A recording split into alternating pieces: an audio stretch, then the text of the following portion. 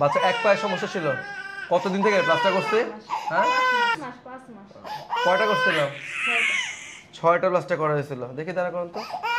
এটা হচ্ছে বাচ্চা ভালো পা, হ্যাঁ, এটা হচ্ছে ক্লাব ফুডের পা, পুরোপুরি আলহামদুলিল্লাহ পায়ের উপর ভর দিয়ে দাঁড়াচ্ছে, ঠিক আছে, কোনো ডিফর্মিটি নেই। এই বাচ্চা হচ্ছে টুইন। দেখ, টুইন বাচ্চাদের হচ্ছে ক্লাব ফুডের টেন্ডেন্সিটা অনেক বেশি থাকে। হ্যাঁ, এই বাচ্চা দুইজনই হচ্ছে জমজ, 3টা প্লাস্টার করা হয়েছিল। ওর কয়টা? 3টে। বড় 3টা, হ্যাঁ, কোনো অপারেশন বা কোনো কিছু লাগে নাই।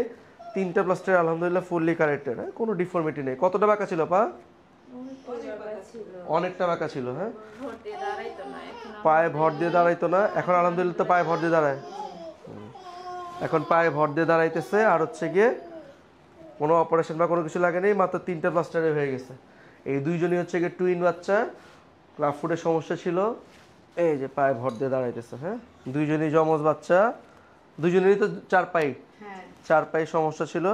ওদের শুধু 3টা করে প্লাস্টার লাগছে। হ্যাঁ, পুরোপুরি পায়ে ভর দিয়ে দাঁড়াইতেছে। ওর হচ্ছে গিয়ে ডিফর্মিটি অনেক বেশি ছিল, ওরও হচ্ছে 6টা প্লাস্টার লাগছে। প্লাস্টারের পরে ফুললি কারেকশন হয় নাই। এরপর হচ্ছে গিয়ে একটা ছোট অপারেশন লাগে।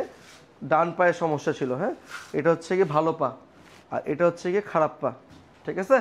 3টা বাচ্চা আলহামদুলিল্লাহ পুরোপুরি ভালো। এই যে পুরোপুরি হচ্ছে গিয়ে 2টা পায়ে স্বাভাবিক, কোনো বুঝার উপায় নাই যে হচ্ছে গিয়ে কোন পায়ে কোনো সমস্যা ছিল, পুরোপুরি আলহামদুলিল্লাহ দাঁড়াচ্ছে।